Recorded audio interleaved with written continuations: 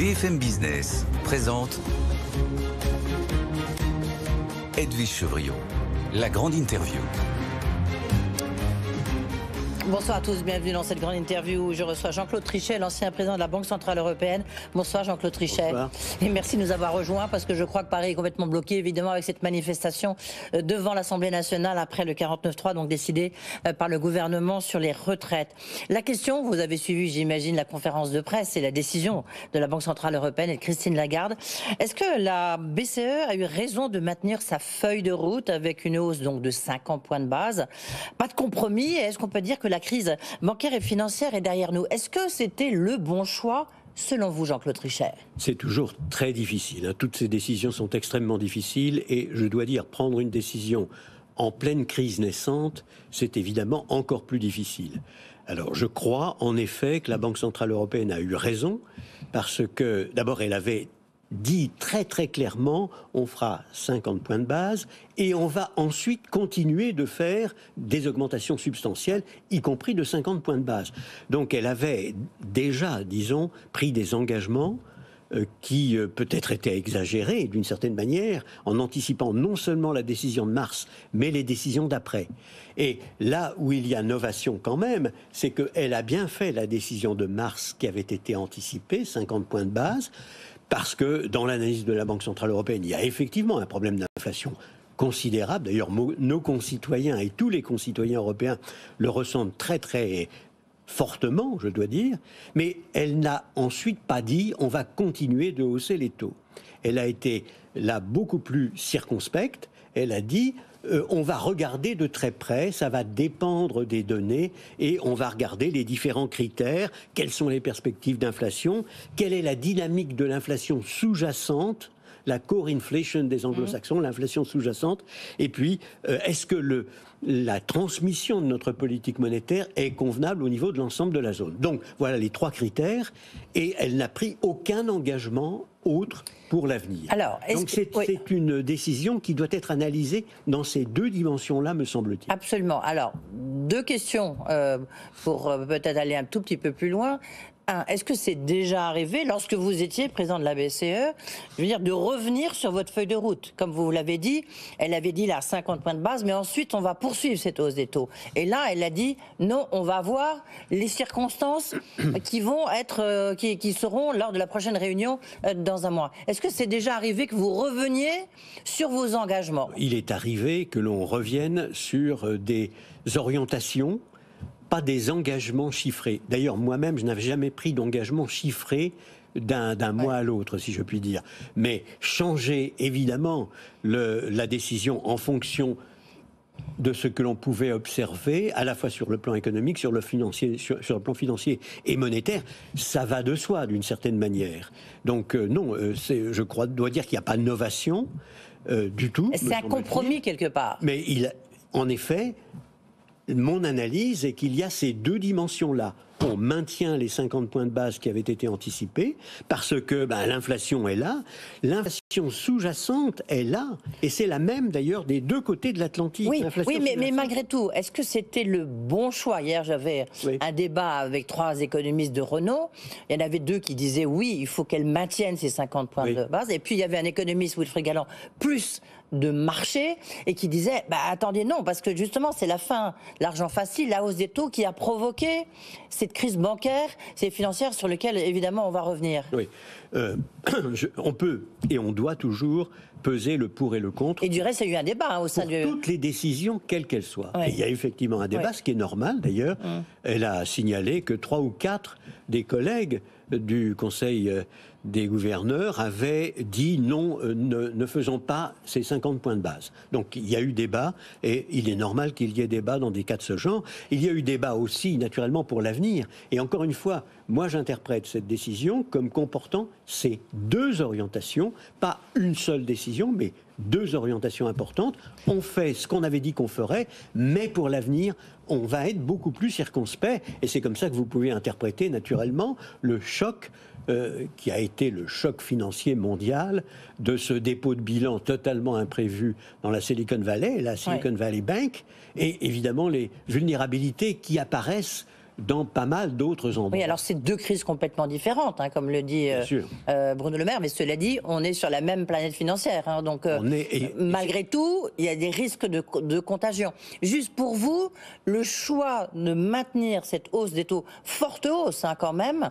était le bon choix. Vous n'avez aucun doute là-dessus? Je n'ai aucun doute sur le fait qu'au total, tout bien pesé, le compromis, entre guillemets, qu'ils ont trouvé est le bon compromis. N'oublions quand même pas que l'objectif est d'arriver à une inflation de 2%. Oui, mais dans beaucoup de pays, l'inflation ne donne pas de signe de ralentissement, malheureusement. Et donc, et les prévisions qui sont faites et qui ont été rendues publiques par Christine Lagarde sur les prévisions du staff, en même temps, ne sont pas non plus particulièrement rassurante. Donc au total, je dois dire que je comprends parfaitement que le consensus assez large, ce n'est pas une unanimité, mais c'est vous avez une idée de large. Quels sont les gouverneurs qui ont... Non, ne me demandez pas de m'engager dans cette voie. Parce que... les Allemands qui sont souvent un peu... le gouverneur français qui sera c'est le demain jeu matin des à ce même micro. observateurs et des participants du marché. C'est un jeu parfaitement légitime. J'ai toujours pensé qu'il y avait un seul Conseil des gouverneurs, une seule Oui, mais centrale maintenant européenne. Votre parole est un peu plus libre quand même. Non, mais elle est très libre, mais je n'ai aucune envie de gêner, disons, ce qui est fondamental, c'est-à-dire l'autorité de l'institution elle-même. N'oubliez pas, elle dit le droit en matière de politique monétaire pour 20 pays différents. Mais, 20 pays différents. Justement, on n'est pas aux États-Unis, on n'est pas en Angleterre, on n'est pas au Japon, on est dans un espace qui est beaucoup plus vaste. La Banque Centrale Européenne, elle joue gros, là. Reconnaissez quand même. Bien parce sûr. Que, si demain, la débâcle bancaire se poursuit, elle a été arrêtée. Du reste, je crois que c'est une des explications du maintien de cette forte hausse des taux d'intérêt. C'est-à-dire que la Banque nationale suisse a fait ce qu'il fallait pour circonvenir l'incendie autour de Crédit Suisse. Mais si demain, il y a encore des grosses turbulences, certains diront, voilà, c'est en fait la fin brutale de l'argent facile, la fin, le fait de faire ces hausses d'intérêt aussi d'une manière brutale. Donc la BCE sera évidemment responsable. Écoutez, toute décision responsable est nécessairement critiquée. Il y a ceux qui trouvent que vous n'en faites pas assez, ceux qui disent vous avez tardé aux États-Unis comme en Europe, il y a eu un retard à l'allumage de 6-7 mois, c'est à cause de ça qu'on a beaucoup d'inflation. D'autres diront, et vous avez raison de le mentionner, vous allez beaucoup trop vite, vous avez fait plusieurs hausses de 75 points de base des deux côtés de l'Atlantique, c'est trop. Au total, les décisions qui sont prises, me semble-t-il, par les institutions responsables, elles sont jugées plus tard, à terme. L'engagement mais là, il y avait vraiment il y a un enjeu de crédibilité de la BCE. L'engagement pris par la Banque Centrale Européenne, maintenant comme auparavant, il est nous allons vous donner la stabilité des prix, parce que c'est ce que le traité demande. Et maintenant, les Américains, comme vous le savez, ont la même définition de la stabilité des prix. Et puis, par ailleurs, c'est un engagement de faire ce qu'il faut en matière d'octroi de liquidité. C'est un peu la première crise. C'est très important. La liquidité, on va y revenir justement, parce que c'est même la clé. Le moins qu'on puisse dire, c'est que la Banque Centrale Européenne a prouvé qu'elle était capable de faire face à des crises financières en étant très audacieuse. Moi, je me réfère à la première que j'ai connue, c'était sur les subprimes. Nous avons donné avec mes collègues 95 milliards d'euros. Mais on vous a reproché d'avoir augmenté les taux d'intérêt, vous le savez bien, Jean-Claude Trichet. Eh bien, je sais bien, et c'est la raison pour laquelle, si vous voulez, je crois qu'il faut juger les décisions sur les deux angles que j'ai dit. Les taux d'intérêt, la politique monétaire conventionnelle d'un côté, et la lutte contre la crise de l'autre, la lutte contre le manque de liquidité d'autre part. Et ce que nous avons toujours fait, me semble-t-il, c'est de faire ce qu'il fallait pour arriver à la stabilité des prix jusqu'à présent. C'est quand même un succès incroyable de l'euro que d'avoir donné la stabilité des prix jusqu'à la période la plus récente, jusqu'à mi-2021. Et Dieu sait qu'il y a des raisons, évidemment, pour cette inflation actuelle. Et par ailleurs, faire ce qu'il faut... Oui, j'ai envie de dire, l'inflation, on le subit tous, vous avez raison. Cela dit, si demain on se prend une grande crise bancaire de front, on oubliera un peu l'inflation. Eh bien, la Banque Centrale Européenne donne donne de la liquidité sans aucune limite. La Banque Centrale Européenne est très très ouverte en matière d'octroi de liquidité. Ça a d'ailleurs commencé avec la crise Lehman Brothers, que de donner de la liquidité sans limite.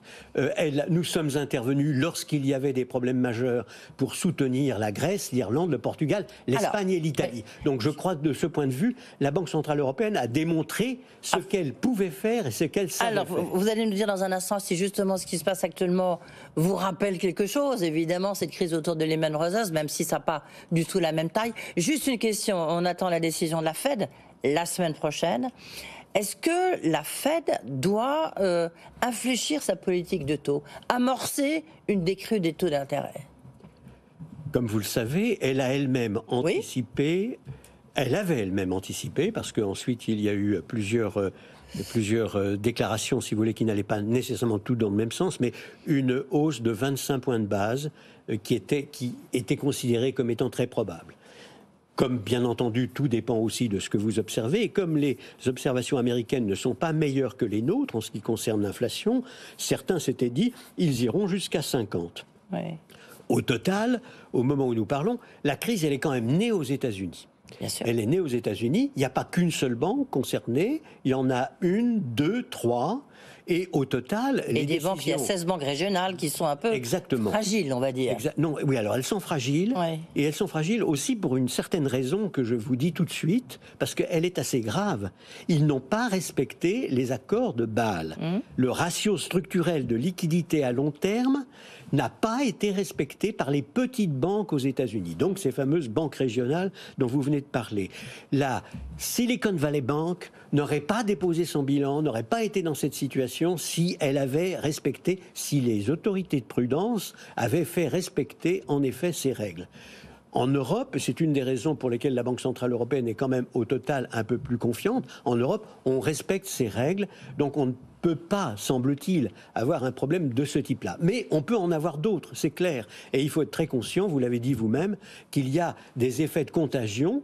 La nature humaine est telle Jeannette Yellen vient encore de le dire là, tout à l'heure. L'ensemble des participants du marché, l'ensemble des épargnants et des investisseurs, effectivement, réagissent selon leurs animal spirits, leurs esprits animaux, dans des cas de ce genre. Donc, tout est fragile.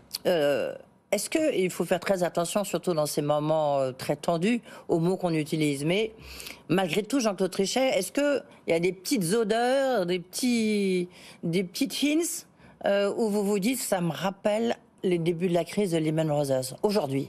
Est-ce que vous vous dites ça dans votre tête? Écoutez, pas du tout s'agissant de l'attitude américaine, parce que vous vous souvenez que pour Lehman Brothers, ils ont refusé d'intervenir. Ils ont laissé tomber. Ils ont laissé tomber en prenant le risque et en ne voulant pas apparaître comme ayant sauvé une banque. Bon, là, on a vu qu'il a fallu exactement une demi-journée pour que la banque, la fameuse SVB, soit sauvée et que les autres le soient aussi par la même occasion.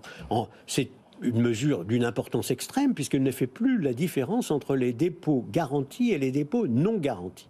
Donc, de ce point de vue-là, je vois au contraire une réaction immédiate. De même qu'en Suisse, on peut dire la Banque centrale suisse a quand même, après avoir hésité un moment, dit ce qu'elle allait faire, ce qui d'ailleurs ne règle pas tous les problèmes, mais au moins évite que le marché et les participants du marché se convainquent que donc pour vous, on n'est pas du tout dans le même cas. Illiquide. Donc on n'est certainement pas dans le même cas. Par ailleurs, on a des banques d'une manière générale qui effectivement, en tout cas les banques qui respectent les règles de prudence, sont dans une situation bien meilleure. Ceci dit, la sphère financière elle-même reste fragile. Je l'ai personnellement toujours dit. On a eu une accumulation assez formidable de dettes publiques et privées. Et évidemment, on est en train de changer de politique monétaire parce que l'inflation est là et qu'il faut bien combattre l'inflation, non seulement parce que c'est ce que demande évidemment le traité en Europe, mais parce que c'est ce que la Banque centrale américaine a décidé et parce que c'est ce que nos concitoyens veulent, bien entendu. Alors, dans ces conditions, la situation n'est pas facile, elle est objectivement difficile et il est très légitime pour l'ensemble des banques centrales de sous-peser les choses attentivement. Bien sûr. Mais en même temps, il y a des armes très fortes sur le plan de la liquidité. Comme vous dites, la Banque Centrale Européenne a déjà démontré qu'elle était prête à ouvrir, là, pour le coup, tous les robinets qu'il fallait pour qu'il n'y ait pas de blocage, en plus sur l'interbancaire. Donc ça, c'est un point très, très important. Je me permets de vous dire, il n'y a pas eu un seul Lehman Brothers en Europe. Oui, mais on l'a tous subi. Pardonnez-moi aussi. Oui, je veux dire, c'est. Non, on a eu d'autres problèmes qui ont été comme c'est la même. Mais il n'y a pas eu. On aurait pu avoir 3, 4 autres Lehman Brothers en Europe. On ne les a pas eus. Donc il faut être conscient aussi du fait que. Il y a plus de résilience, si vous voulez, en Europe que ce n'est généralement anticipé. Ceci étant dit, il faut être très très prudent. On est dans une période très difficile. Parce qu'il y a quand même deux personnalités très fortes. Je citais tout à l'heure Janet Yellen, qui a été la présidente de la Fed, avant d'être secrétaire d'État au Trésor américain. Et il y a aussi Larry Fink, qui est le patron de BlackRock, le plus grand gestionnaire au monde. Lui, il a dit il y a un risque d'effet domino. Janet Yellen a parlé de risque de contagion. Donc il y a quand même une épée de Damoclès aujourd'hui.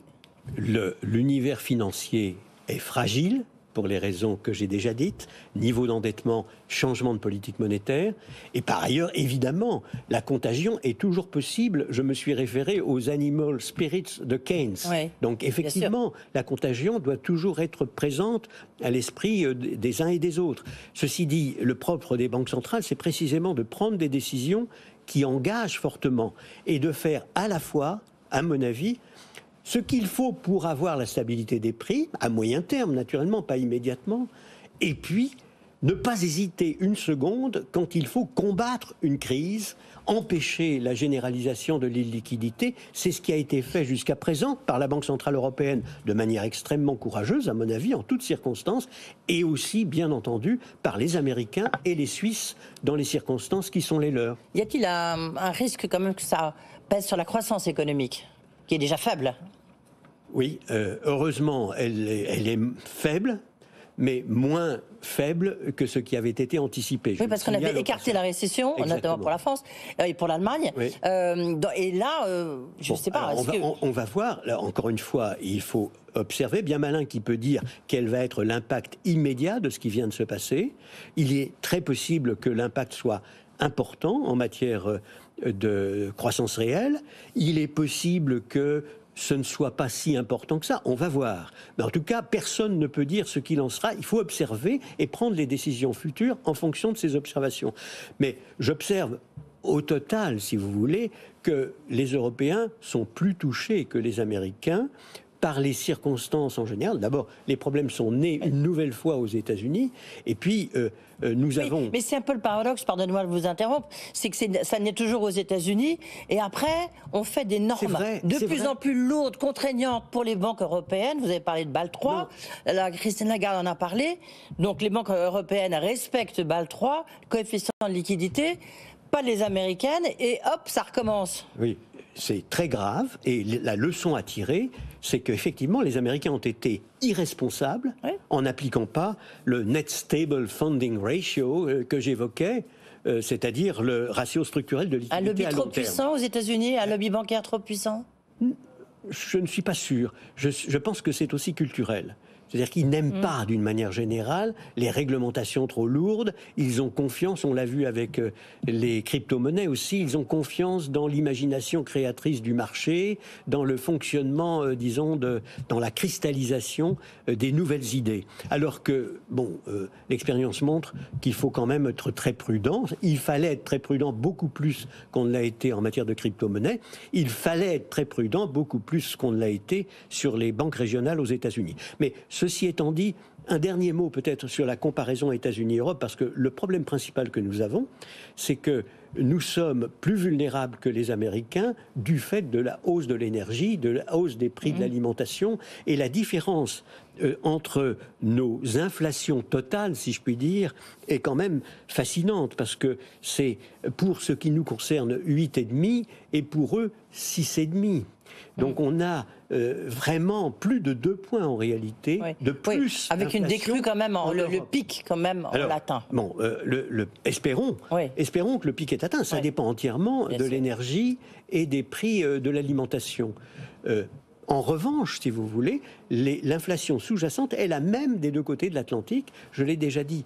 Donc nous payons un prix très fort en termes de croissance réelle par rapport aux États-Unis, du fait de cette vulnérabilité supplémentaire que nous avons en matière d'énergie et d'alimentation.